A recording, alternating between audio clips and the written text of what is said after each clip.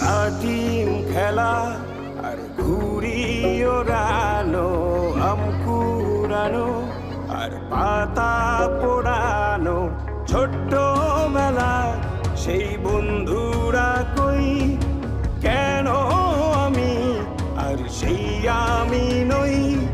আজ অনেক বছর পরে খুঁজে ফিরি,